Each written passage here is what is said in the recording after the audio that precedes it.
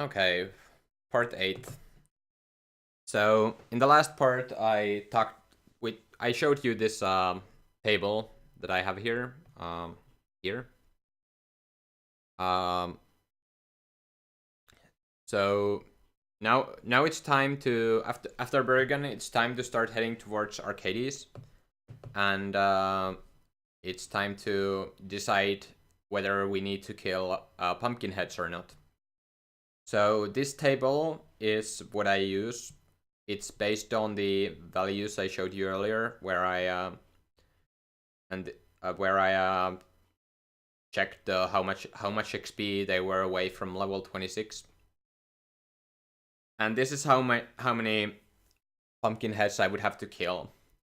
So in this run, I would need to kill 8 pumpkin heads for Penelo and Ash to reach level 26, and 10 for Bosch.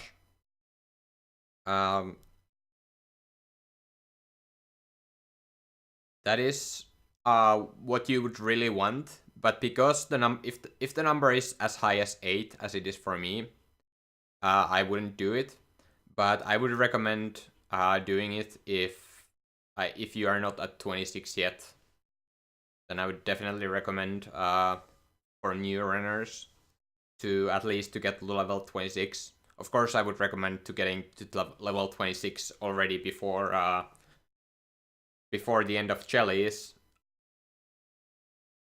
I would recommend doing it before the end of Jellies for new runners, but if you didn't, then you can do it here as well.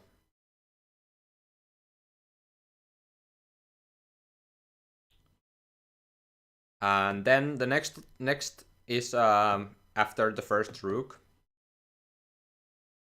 And that means that if you level up after the first rook, it takes a little bit of time.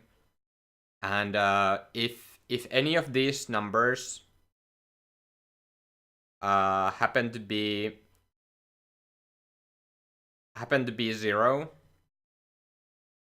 and the number above that would not be would be 0 as well, or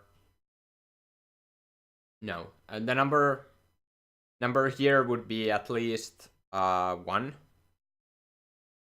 and here would be a 0. Then I would always kill a rook, because I don't want to wait. I think it's faster to kill a pumpkin head than it is to wait for the level up animation after killing the rook. I hope that made sense. Then this is just what it is after seed 1. If you are like 1, this is less important. If you are like maybe 1 kill away, you might want to kill the one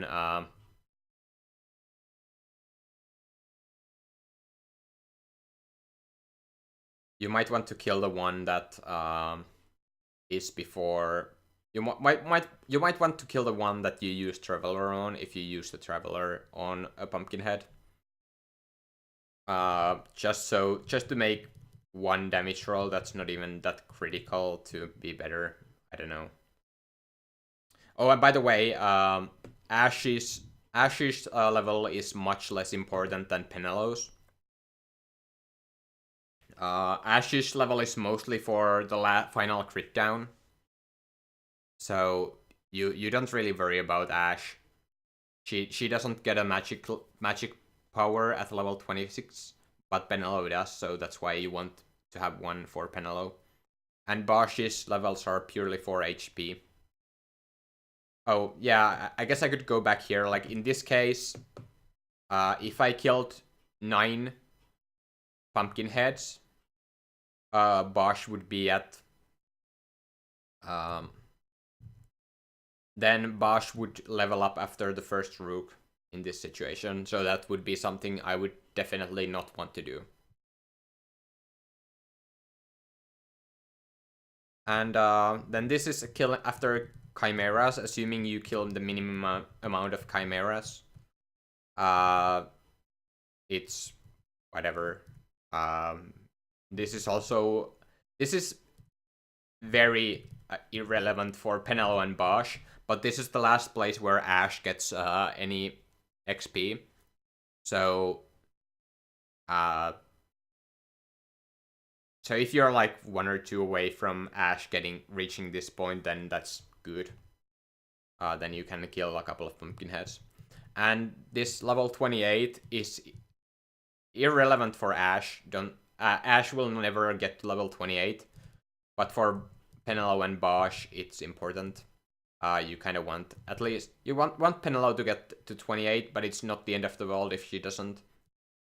Same thing for Bosch, but here you can see it says minuses over here, here, and here. So I know that if I don't kill any Pumpkinheads, I will be at level 28, 26, and 28. And I don't think it's worth it to kill 5 Pumpkinheads to level up after Sid 1. Or even this one. I don't think it would... Well, this one I think is worth it, because why not kill the one you cast Traveler on? So that will make Bosch level up to 26 after killing the Chimeras as well as Penelo and Ash. But yeah, that's the explanation. And now let's get back to the actual run.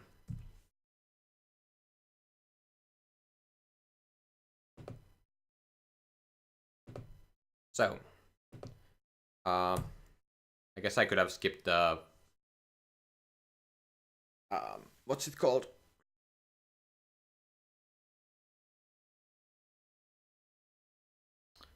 Don't skip all the cutscene. But anyway, after this cutscene, you run back to...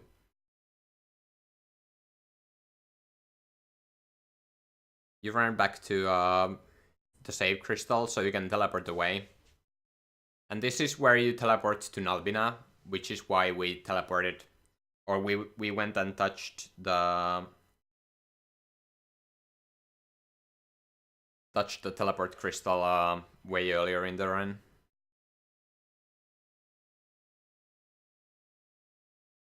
So here's the menu, or shop. You want to buy a glacial staff, or 2 glacial staves rather. If you got one from a chest earlier, you would only buy 1, but usually you need to buy 2. Then you want to buy 2 sorcerer's habits and equip them. Also, if you have a lot of money, you can buy sorcerer's hats. Buying 2 sorcerer's hats is 5,500 money. So if you have that much extra money, you can, and you get like a mega elixir and something. I would definitely consider buying sorcerer's hats. 2 of them. Those will make some damage rolls much nicer. And it also makes critting down nicer. I can explain critting down later, but just pointing it out now. Then you need to buy a Viking coat. And if you didn't buy a headband, you also would buy a pirate hat. Here. Yeah, pirate hat is a little bit more HP for Bosch than the headband is, which is the reason why we use those. Light armor helmets. So you can turn off Bosch's gambits here, and also turn off Ash and Penelo's if you didn't at Bergen. And then take the Chocobo and head to the Mosforan High Waste. There's nothing really important here at the start. There's a cutscene skip right here, but there's nothing really important in Mosforan, so I'm just gonna gloss over it.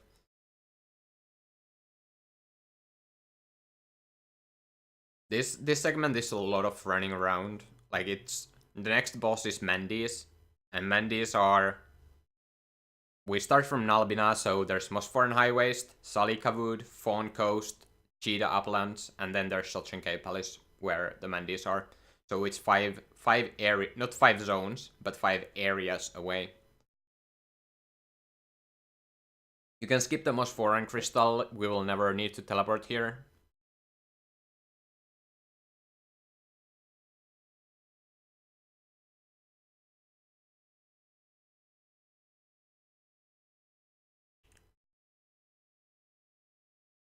So at the start of this screen, right around here, there is a trap. So you can just avoid it by immediately like running the right direction, which is a little bit north and a lot to like your right. So hold it upright and then you can avoid the trap. Now there a chest can spawn here. That chest can contain a headband. You should already have a piece of light armor. By the way, if you are very short on money, you can skip buying the Viking coat, and that saves you 4,000 gil, but you have to buy it later. So you need to get that. It gives you a little bit more time to get the gil you need, but it doesn't help you in. It doesn't help. It doesn't negate the problem. But yeah, here is here could be a chest that contains a headband, and this chest can contain a vaccine. I personally don't think it's worth it, but you can get it if you want to. Vaccine cures disease, but it's very rare that you get diseased in a fight where in this run where it matters and your remedies don't cure disease. Other than that, it's just a run through. Except that there's also a chest right here. I don't think it's spawned. If it spawns, I will pause again. But there can be a chest over here that can contain a pirate hat. And as mentioned earlier, pirate hat, it's a little bit better piece of headgear for a Bosch than the headband. So, and you already have the license for it, so it's the same license as headband, so it's fine. So here, if you're not too fast, Bosch's reflect will wear off right there and you can cure him. Along this run, you can use Ash and Penelope's cures to heal Bosch. Now here is where we get to the pumpkin heads. Pumpkin heads are these guys. They die of 2 Blizzaras. So what you would do is you would cast a Blizzara with Penelope and then with Ash to kill them. If you needed to kill them. And the reason why you do that is Ash does not have the Black Magic 1 license. So when you use Penelope's Blizzara, then Ash's cursor will be on Blizzara. But then the next time you kill a Pumpkinhead, Penelope's, you need to switch Penelope's switch Penelope's cursor to Blizzara again because it will no longer be on Blizzara. But yeah, you can kill these pumpkin heads right here. You want to kill as Blizzara is AoE, so you want to kill as many pumpkin heads as possible with a single hit. But yeah, usually you just run past them. And here you can cure Bosch again if you are fast enough. That one is really tight to get the cure off. There are also a couple of pumpkin heads here. I think there's a total of like 20 pumpkin heads on the way. Not quite 20, but close to that number. And if you miss out on Bergan LP on one character, you can make it up with killing pumpkin heads here. Bergan is 30. I think it's 19 base LP, so it's 38 LP you lose with the golden amulet counted. So 19 pumpkin heads if you have the golden amulet on. So now here, this is the pumpkin head I use Traveler on. This Traveler setup is really tight. I will not recommend it, especially for newer runners. But it is where I use Traveler. And as you can see, you can use Ash's Blissara with the Traveler to kill it. I check my Traveler number, it's 605, and also remove Penelo's weapon here. Now, if you told Penelo to use the Blissara, then you shouldn't remove Penelo's Blissara here, because that will ATB reset her.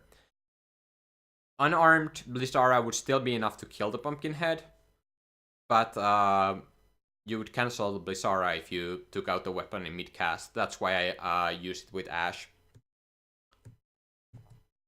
And also the chest right here, that can contain a bone mail, which sells for 3,000 gil. I think, or it's like 2.9 something. Okay. Here's another 2 pumpkin heads you can kill. And the headband was also for money. Headband would sell for 1.6k. And the pirate's hat would sell for 200 or 2k if you were to get it. But yeah, then here you can cure Ash, and preferably you at the start of this zone, you would tell one of the girls, no matter which one, to cure themselves, even if they're on full HP. I messed it up a little bit, and I told a girl to cure Bosch first. Now I'm not right at the zone line where I was supposed to be. And that cost me some steps, so now my steps are even more tight.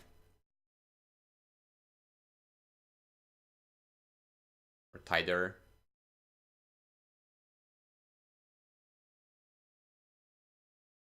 Yeah, then you run past these pumpkin heads again, and as you can see, they can deal a pretty decent amount of damage.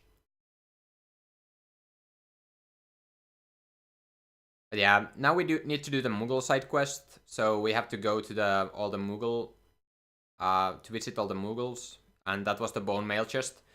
Typically I grab the bone mail chest on the way back, because usually when I'm on my way there, on my way to the Moogle boss, then the enemies are targeting me, and I will have to take out my weapon to pick up the chest, and that's why I usually don't bother with the chest on my way there. And you can't get it both ways. You can only get it either on your way there or on your way back, because you don't go 3 zones away to reset the chest.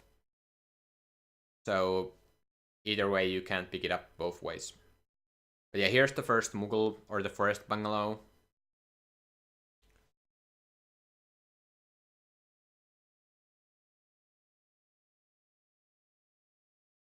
And then you go back.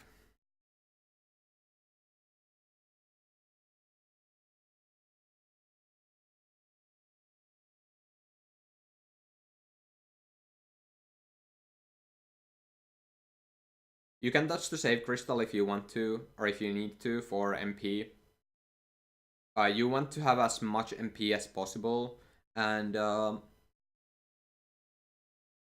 if you're not full or close to full at this point, then definitely touch the crystal. Also, if you're low on HP or Ash or Penelo is silenced. Bosch being silenced doesn't matter anymore. So here you can see Ash is not on full HP. I'm deliberately not curing Ash, because I actually don't care if one of my characters is not full on HP. That's because I'm gonna do the critting down setup.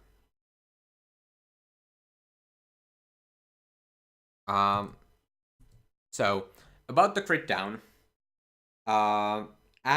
So if you have Mage's habits, Mage's hats, you need to do the crit down without your weapon on. That's why I removed Penelo's weapon when I checked for the Traveler number, so that she wouldn't kill with Blissara or Fyra.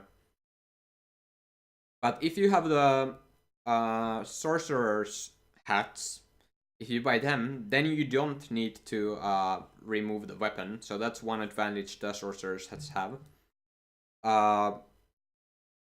In that case, you will have to be careful though, because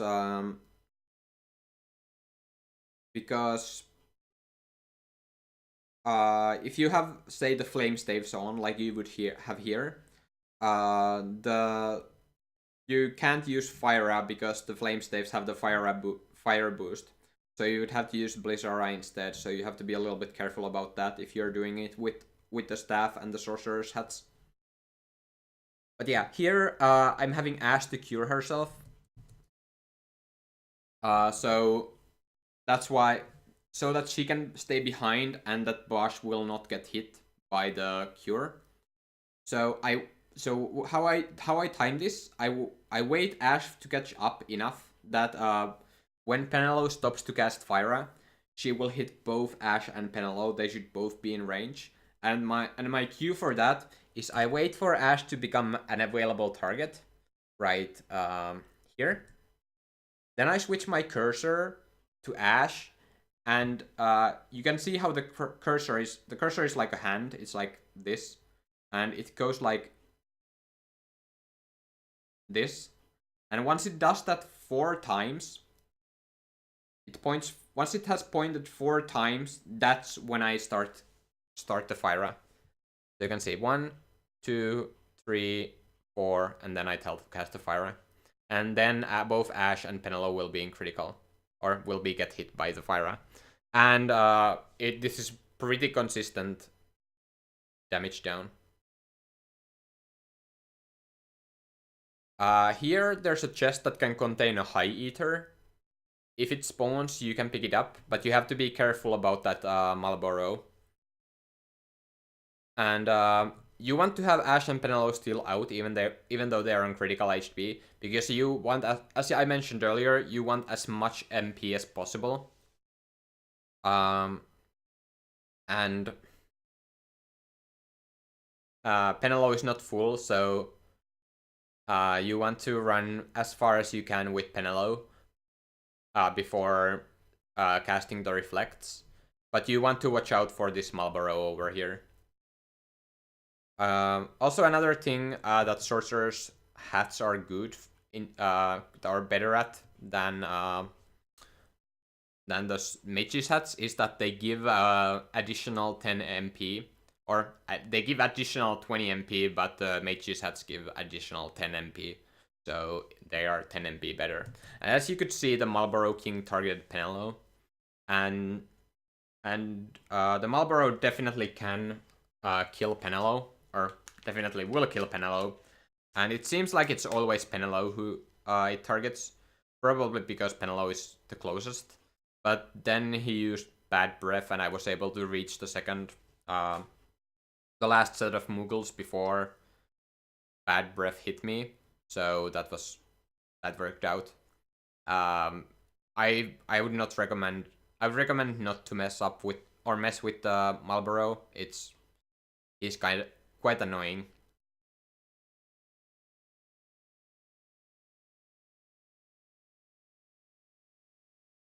But yeah, after the Moogle, make sure you choose the default option, and don't choose the other option, so you get teleported to the Moogle gate.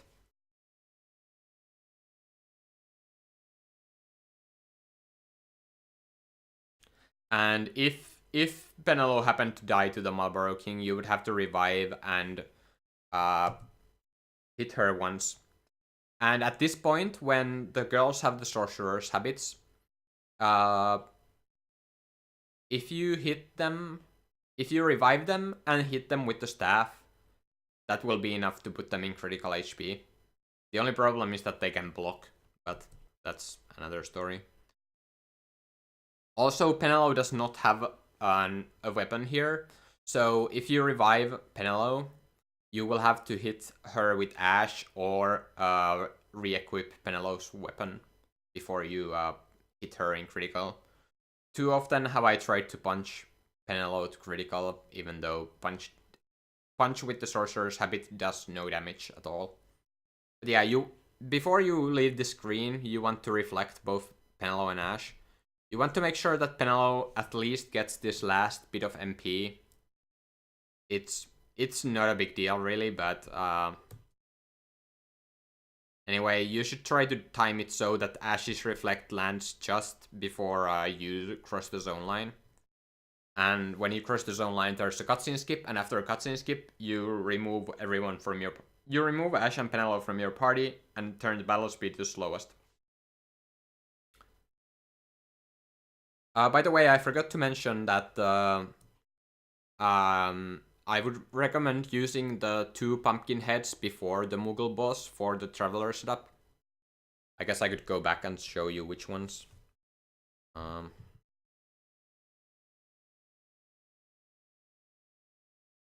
this far.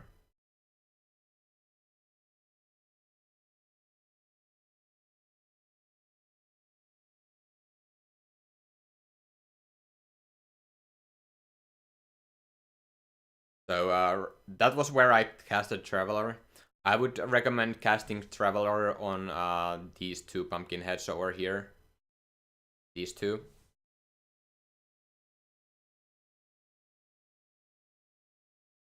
That's, for most people, that's good enough. And if even that's not enough, if that's not safe enough, then you can do it at the start of Fawn Coast here. I will show you the enemy in a second. But yeah, you want to turn the battle speed on slowest and make sure that your magic cursor is on Traveler and that your actual cursor is on high potions.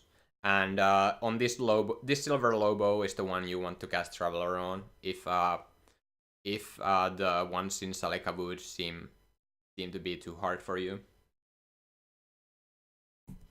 Anyway, you want the battle speed to be slow, not for the enemies here. The battle speed doesn't really matter for the random enemies here, but it matters mostly for the Mandy's fight. And you want Mandy's fight to be done on slow battle speed, and I explain why when we get there.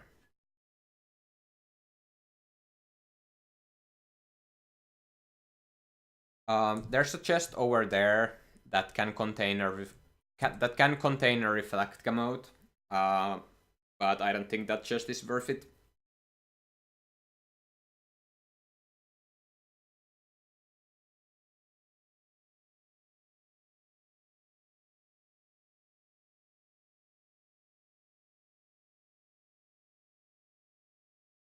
So these enemies hit quite hard, but if you get hit to below where your potions heal for maximum amount, so 500 or below, when you have lost 500 or 600 depending on your potion lores, just throw another high potion on Bosch. You can buy more high potions here if you need to. So this shop, you need to buy a mirror mail. Mirror mail, as you can see, it gives you reflect status, and at this point it has 43 defense compared to the 24 of shielded armor. So even though shielded armor has to protect, with mirror mail you still take less damage.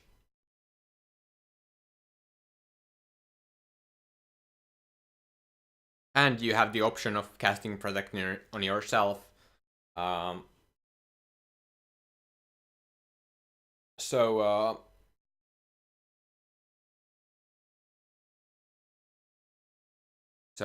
you get even more defense. Then you need to buy 3 spells: Bio, Dispel, and Death. They are all conveniently in a row here. And then you want to buy a couple of remedies. I usually buy 3. But if you're short on money, you can buy less, like 2 or 1 or no if you really need to save money. Then you can sell stuff if you want to. If you need to, you need to have 12.2 thousand money after this shop. So yeah, I almost had that much, but whatever. I have to do another selling menu because I did not feel the requirement. let's say you must have 6.4 thousand gil, and you need 12.2 thousand gil to not do another selling menu.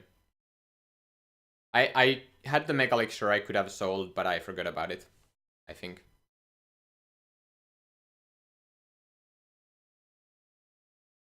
So then you pick up the Chocobo, and you run. You can... This screen is enough to use the sprint, and so is the next screen. And then the last sprint should be used in the first zone of Cheetah. But that's it for Fawn Coast. There's one more tiny screen here, and there's a cutscene skip after when you enter Cheetah.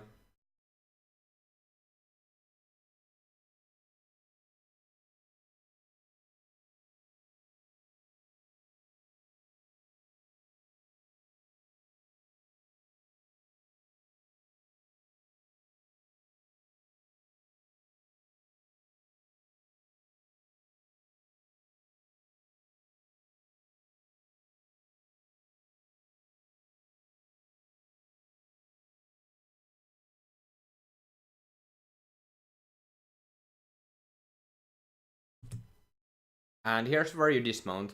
And I guess I should have mentioned earlier, but I'm gonna mention it now. If you want to save before Mandy's, which is definitely recommended for new runners, this is the save crystal you would use for that. And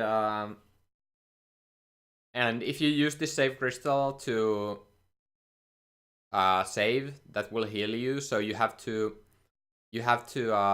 do the crit down after touching this crystal. If you save. And because you would do it in Cheetah uplands, there's a 20% boost to fire damage in Cheetah. So you would have to crit down with Blizzara. But it's all the same. Fire is just a little bit stronger. Or not stronger, but faster. Has a faster animation. And then you start the Mandy's hunt by talking to this kid, and then you run to Such Cave Palace. And that's all that there is to Cheetah.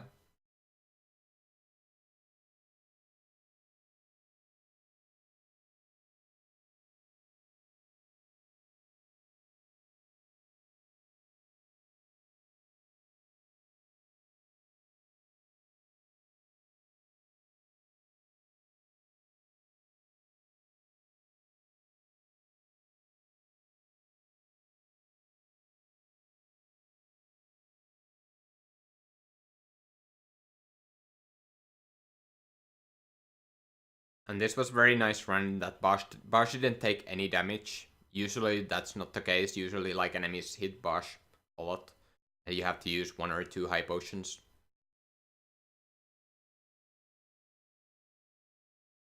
Yeah, we still have Sachin to go. There's that enemy, there's this enemy. And yeah, this is the most optimal road. There are a couple of eaters in this zone. Like there was one at the... Well, I guess I could go back and show you.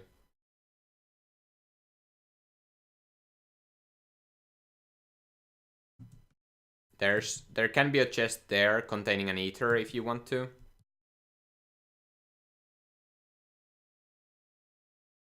And then that chest over there can contain an eater.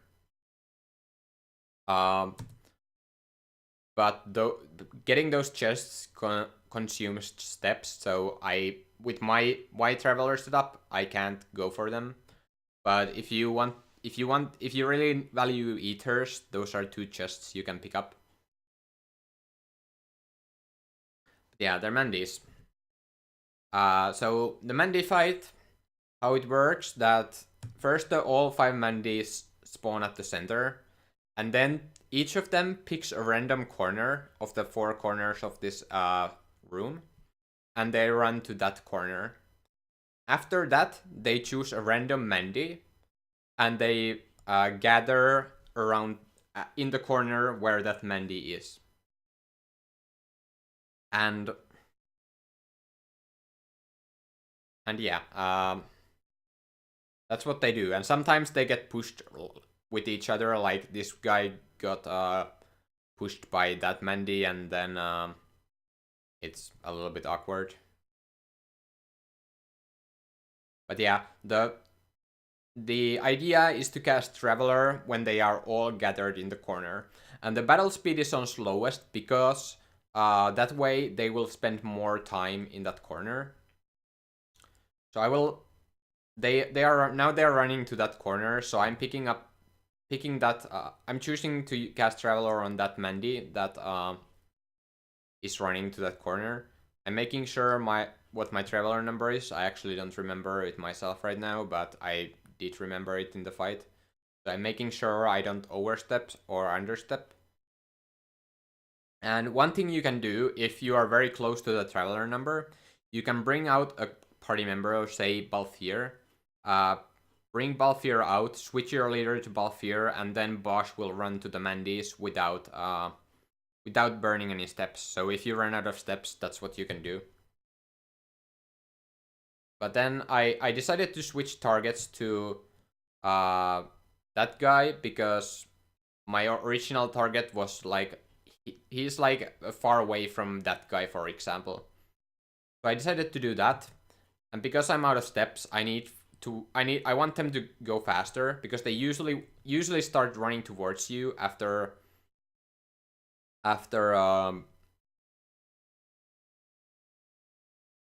they are done with the mystery vaults and stuff. But then once they approach you, you hit them with Traveler, and if they are all in range, they all die. And that was a nice 5-hit Mandis.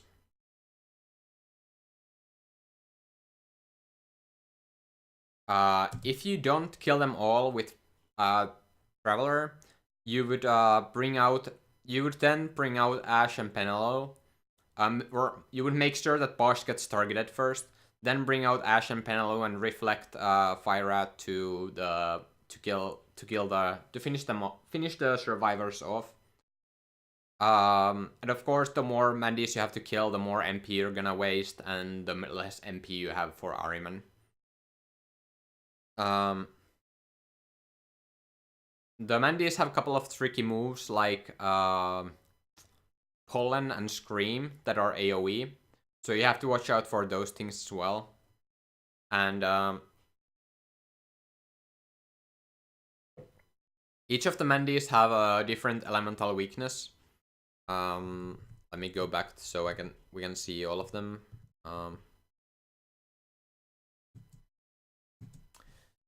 For example, this guy is Mandragora Prince, Mandragora Prince, and he's weak to fire, so he will take a lot of damage from Fyra. There's one, I don't remember which one of them it is, but it is weak to Blizzara. This guy is my least favorite of the Mandis. He hits very hard, and he has the HP Devour, so he can kill himself. Actually, you can see the HP Devour working here when he hits me. See, like, he hit me for 320 damage, and he took 320 damage himself. Didn't matter, though, because the Traveler one-shot him, but he can kill himself. But yeah, recovering in that fight is an art. But I was not able to show it to you because I got a 5-hit Mandis. You usually get like 4 or 3 hits. But sometimes you get lucky enough to get 5 hits.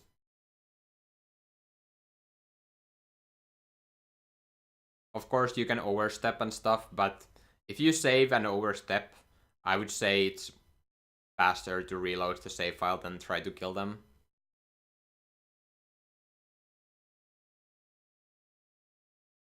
Now, here, there is a save point. Right over there is a save point. But that save point is a fake save point. So if you want to save before Ahriman, that's the only save point between here and Ahriman. And if you want to save there, you need to have enough LP for Bio to kill the crystal bug. And the way you do it, you you go near the save crystal, but don't activate it.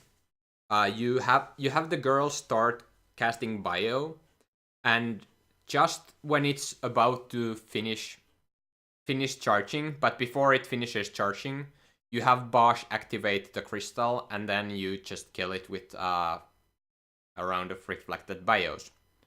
Of course, the girls have to be in critical HP. And yeah, that's something you can do. That's the strat for it, but it requires bio, which is 40 extra LP. So if you want to save that, you have to get 40 extra LP. So probably from Chalice. So that's more Chalice you need if you want to have that save.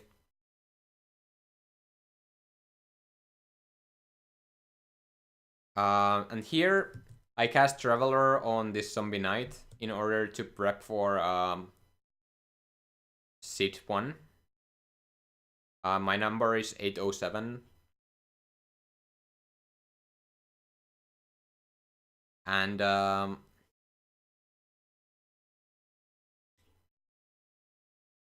yeah, that's the Traveler setup for Seat 1. And if that's too tight for you, you can use Traveler on these guys.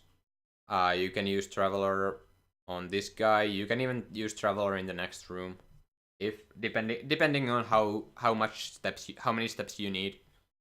You can do it at which one of those, but it's not like that the place where we use it is that tight. Also, there is a chest over here that can contain an officer's hat.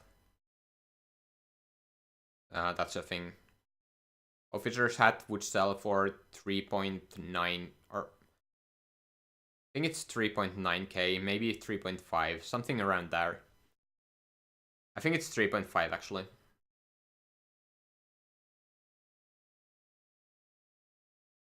There's this zombie knight, but he just gets confused on you. And now there's the Ahriman setup. It's right after these enemies stop targeting you. And here in this room, I would have started fleeing if those guys didn't see me. But because they saw me, I just ran with my sword out, and then I fled after opening the door. And once I got as soon as you get untargeted, you can do this menu. Except that you have to watch out for if there's an enemy chasing you and not targeting you. Also, when you kill Mandis, make sure and have to bring out the girls. Make sure you equip the flame staff back on Penelo. And make sure it's the flame staff and not glacial staff, because at this point, if you optimize, the optimize will give you glacial staff. So give a flame staff instead of the glacial staff. And there's one more thing that's about Mandis, is that you can have Bosch's gambits on for Mandis fight, and then Bosch will, like, if after using Traveler, you can turn on Bosch's gambits, and Bosch can try to steal stuff from Mandis. Mandis are pretty hard to steal from, so don't expect getting anything, but sometimes you can get something that sells for like 1,000, 1 or 2,000 gil. But yeah, the setup is to bring out Balfir and Ash, then do licensing. The goal of this licensing is to get War Mage for both Ash and Penelo. That's the big goal. And if you have enough LP, you can also pick up this channeling for either of the girls. But you pretty much need War Mage in order to have enough MP for Ahriman. War Mage gives you MP back when you cast magic on an enemy, so effectively makes the spells cost less. And in some occasions, you even gain MP by casting black magic, which is pretty silly. And here you would get Potion Lore 3, and again, if you have the LP, you could get this one. If I had remembered to equip the Golden Amulet on Bosch, I think Bosch would be able to afford this license now. Yes, he would be. But I didn't. But usually you can afford the HP plus 150 by this point. But you don't really need it, to be honest. So it's not too big of a deal. But then the setup is that you cast Protect with Balthier on Bosch, and you cast Decoy with Ash on Bosch, and then you throw a High Potion. And then you remove them out of the party. You optimize Penelo, Ash, and Bosch. By the way, in that menu, in that previous menu, you also removed the Mirror Mail so that the Protect and Decoy would not get reflected. And I removed Ash's weapon as well, so that when I optimize in this menu, Ash would get the Glacial Staff. And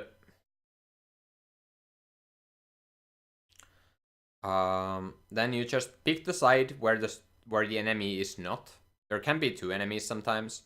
Usually there's only one.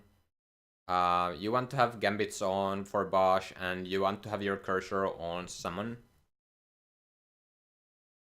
And definitely do this battle fully on ATB weight if you want to. Also, true with Mandis, do that fight in ATB weight if you want to. Even I do most of this fight on weight, but I do the first part on active. So, Ahriman. So, let's first talk about general strategy for Ahriman. The strategy is to... So, Ahriman fight has 4 phases. There's the first phase. Then after he reaches 60% HP, he will teleport away and use Divide to create a clone, an Ahriman clone. And then the Ahriman clones have very little HP, but they are equally as strong as the real Ahriman. So then there will be 2 enemies.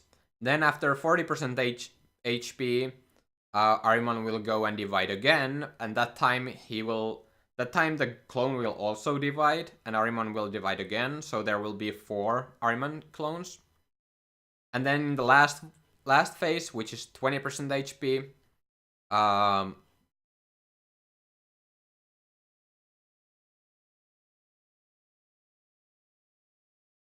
the last phase is just 20% HP, there will be 7 Ahriman clones, so 8 Ahriman total. And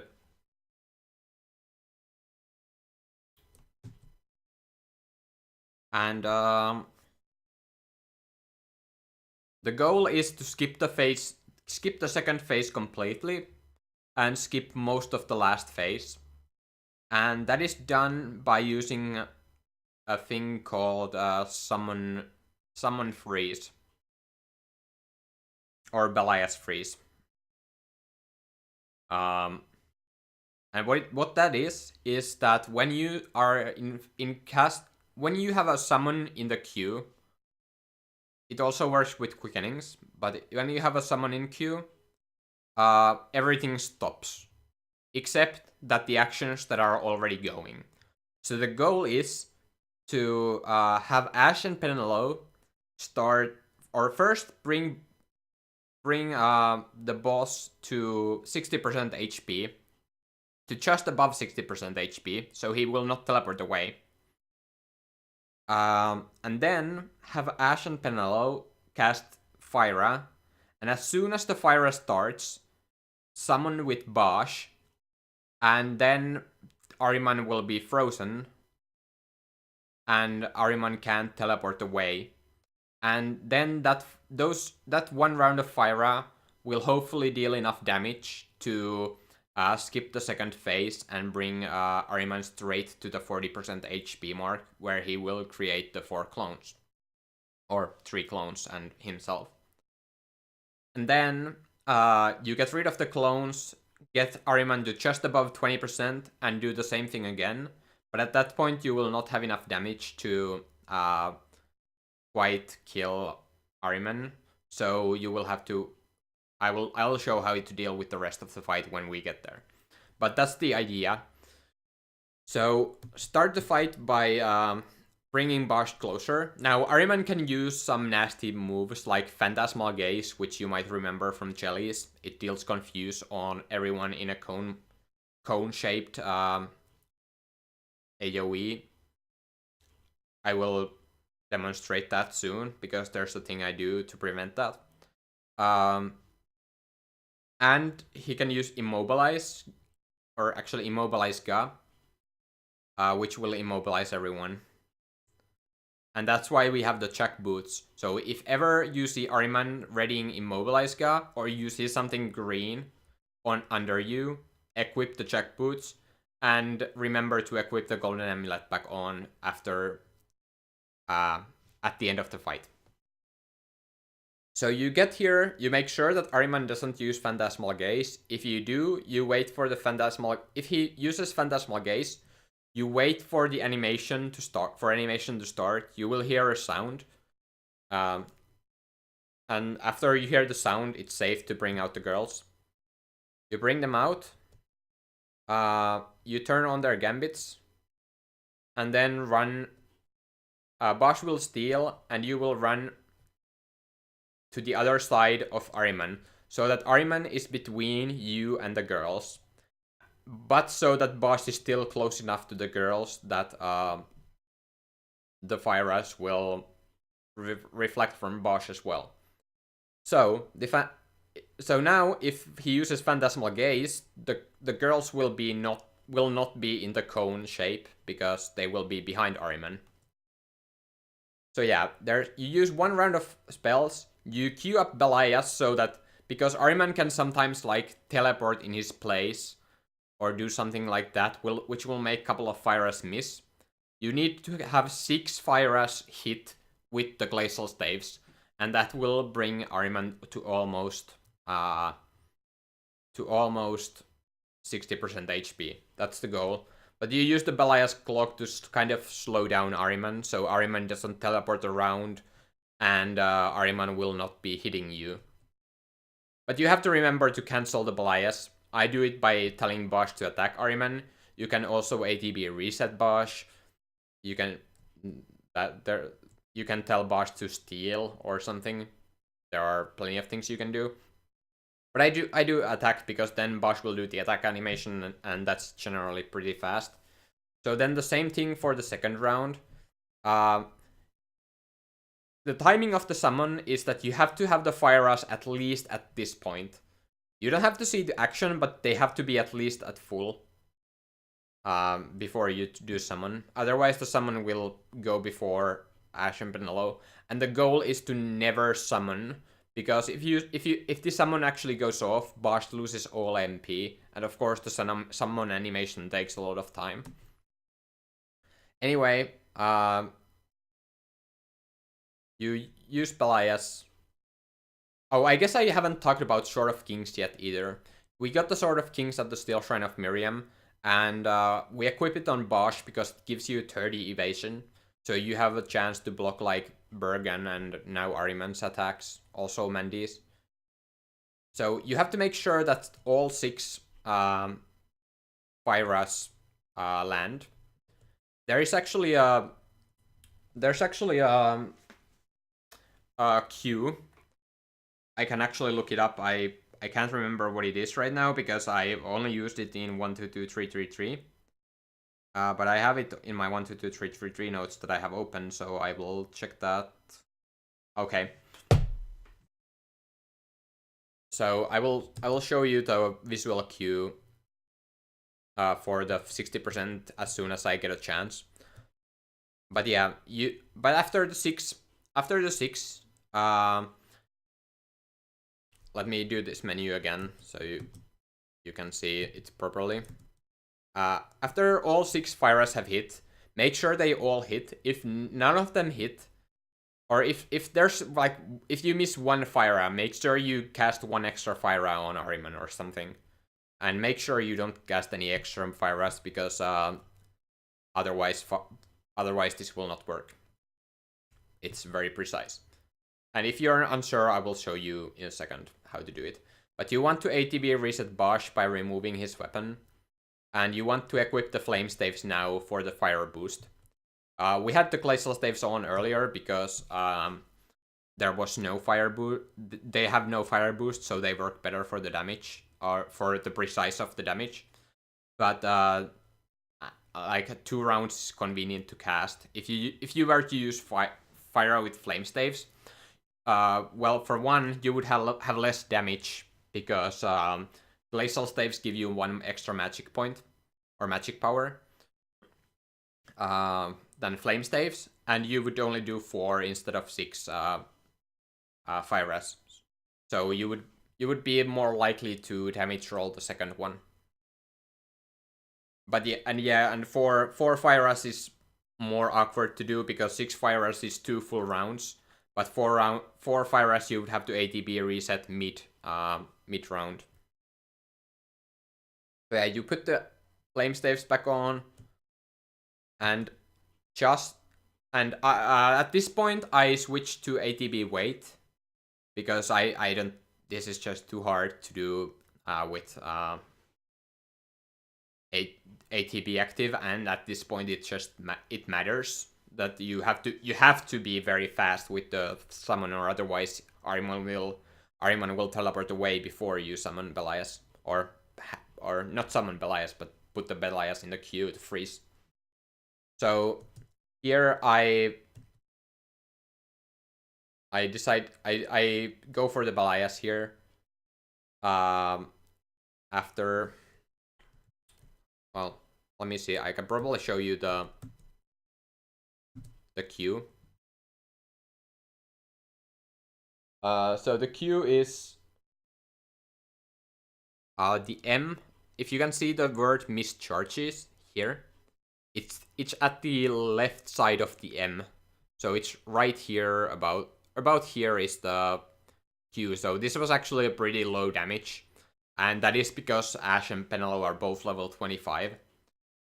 But it with 26 you would probably be closer to here, which is the 60% mark. But yeah, when your cursor is at the mist, it's at the left side of M. That's where the visual cue for 60% is. But yeah, you want to summon Belias. And now, like, Ahriman normally would teleport away after right after finishing this attack animation. But now, because the Belias is in the queue, Ahriman will stay put enough that all the 6 Firas hit Ahriman. And if Ahriman happens to teleport around when you are about to do this, you just have to ATB reset everyone and try again. So after the 6 Firas, tell Ash to cast Decoy on Bosch and Penelo to cast Cure on Bosch, and then ATB remove Bosch's Mirror Mail before he summons Belias. And that acts as an ATB reset as well. So Ahriman will teleport away to make those clones. Ash and Penelo will Cure and Decoy Bosch, and then you take out everyone, because it will take a little while for Ahriman to bring out all those clones, and we want to save the decoy time as much as we can. So go with Balfir, pick up this chest that is a guaranteed elixir. There's also another chest over there that's a 50-50 elixir or Gaia hat, and that chest will be picked up as well, but later, after the fight, in fact. But you can pick it up during the fight if you feel like that's more convenient. But I go here, I burn some steps, because I know exactly how many steps I know how many steps I approximately need after Ahriman to the Sid fight, and I usually have to burn some steps.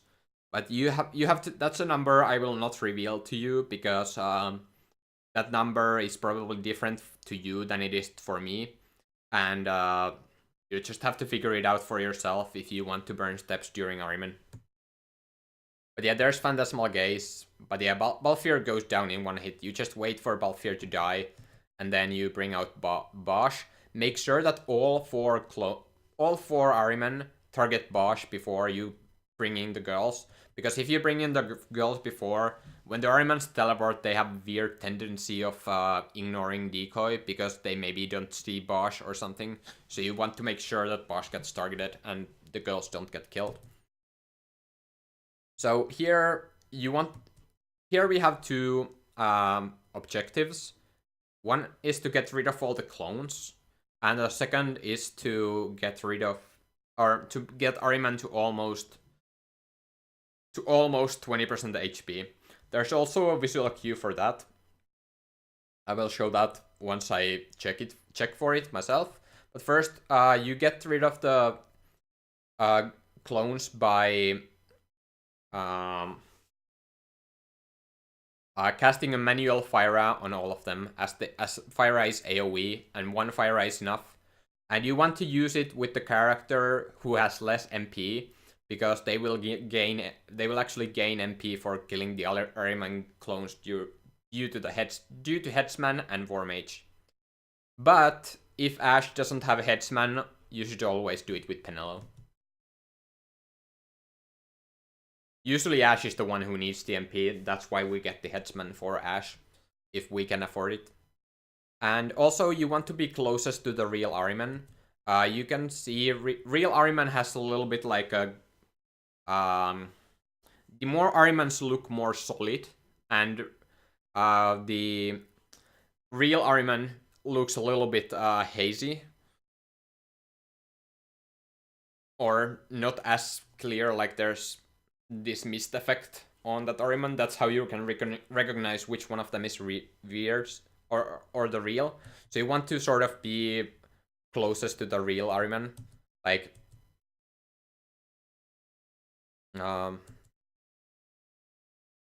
there. Maybe you can see it. It's that one is the real one. But yeah, if there's a clone that survives, you want to have at least you want to have like Bosch close to the clone, so that one of the reflects kills the clone. But here you can see the visual cue. It's at the left end of this W of, like, it says attack with weapon. So at the W of the weapon, if you go below that, if you are not at the right side of W yet, then have another Fire hit Ahriman. If you are above the W, then you are good to go. And if you are on the left side of the W, then you have dealt too much damage and you fail the manipulation, or you have over damaged. And I will, after the fight, I will tell how to deal with that. But first, because this clone trolled me and didn't die, well, first I need to ADB reset to make sure that I need to ADB reset and switch to Glacial Staves to make sure that I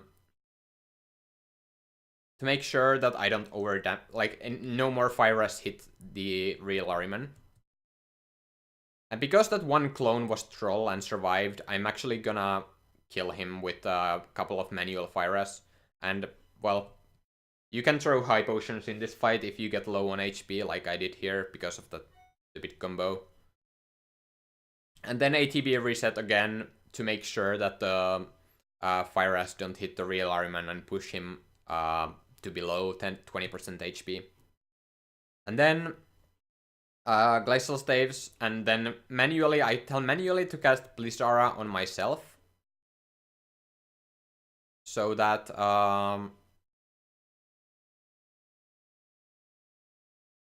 because Blizzara with Glacial Staves deals a little bit more damage than Fire with Flame Staves, because Glacial Staves have that one extra magic power that I mentioned earlier.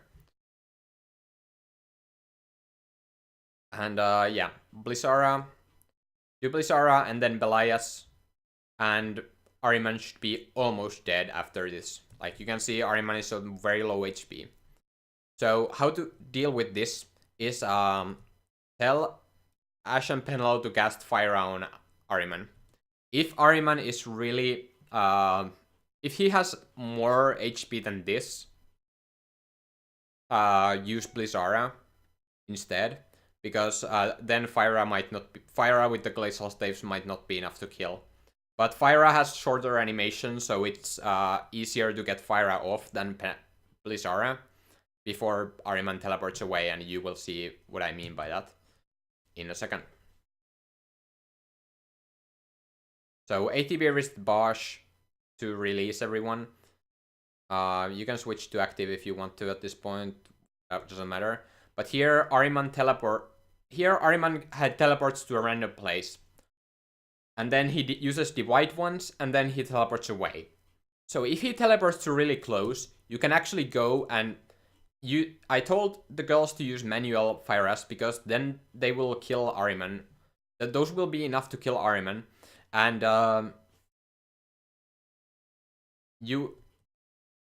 they will keep targeting Ahriman even though he divides, or even though he teleports away. So once he teleports back, Ash and Penelo can get their Fires off and kill Ahriman before Ahriman teleports to another location. And with Blizzara having longer animation, it's a little bit harder to get that Blizzara off before Ahriman divides. So now you might wonder, what if you failed the manipulations or the skips? Well, for the first phase, if you fail the skip, you don't necessarily realize it. And in that case, you just continue as normal, and then you just realize that, oh, there's only 2 Ahriman. You would just get rid of the Ahriman clone, and then do whatever damage you need, and then continue as you would otherwise.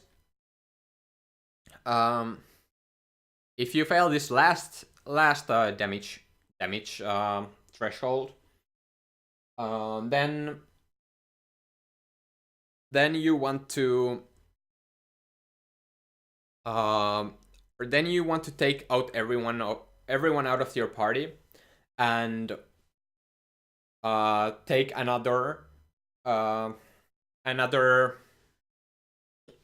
Ahriman food, another sacrificial lamb for Ahriman to kill, preferably Vaughn, because actually Fran needs LP. That's also something I haven't discussed, but Fran actually needs LP.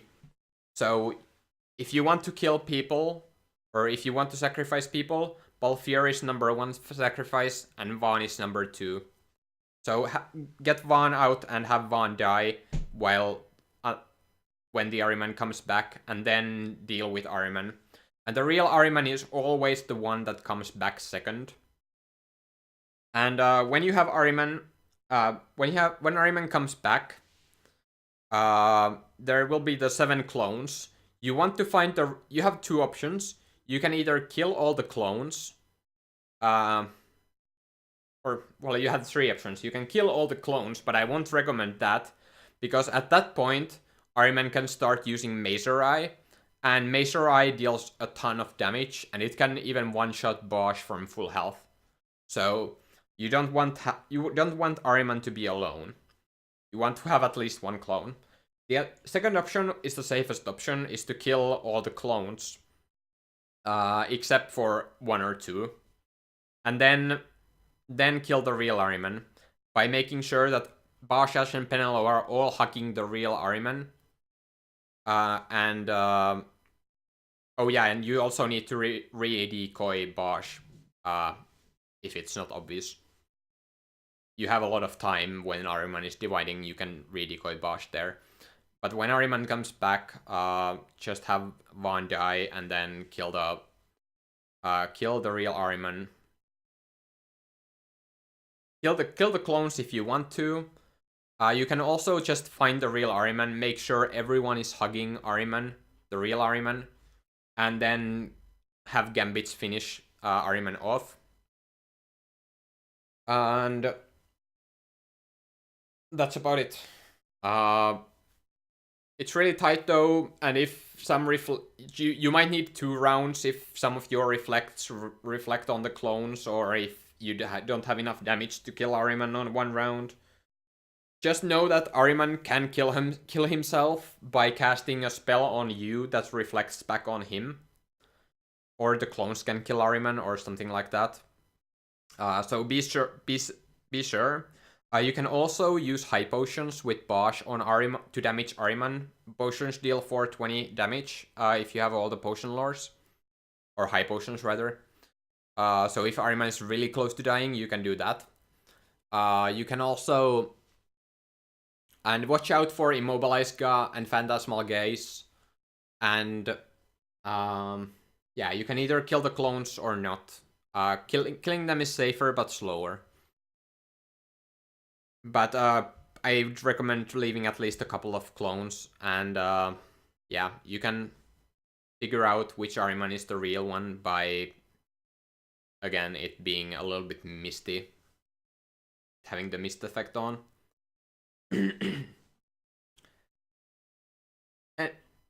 But one thing is for sure, Ash needs the LP from this fight. If you don't, you need to have enough LP for bio for everyone after this fight. So you need to have everyone alive, or at least have the if you didn't kill the crystal bug and get the bio LP. If you did that, then the LP is not too big of a deal. But yeah, here's the elixir chest, and you want to use a float mode here if you have more than 1, you want to use a float mode here, because there are a lot of traps here. There's like 5 traps in this next room, and there are also really powerful enemies here. Well, not really powerful, but they deal they deal significant damage. And actually, more runs of mine have died to the room after Ahriman than to Ahriman himself. So you want your battle speed to be on slowest when you run past these enemies. And yeah, they will target Bosch. Usually. And with float you can just hug the left wall, but most of the traps are actually on the left wall, so if you don't have float mode, you can hug the right wall, and then there's one trap like right over here that you will hit. So you want to hug the right wall until like this point, and then dart to the left and go around the trap if you don't have that. But yeah, that's about it for Sochengave Palace and for this part. So I'll see you in the next part.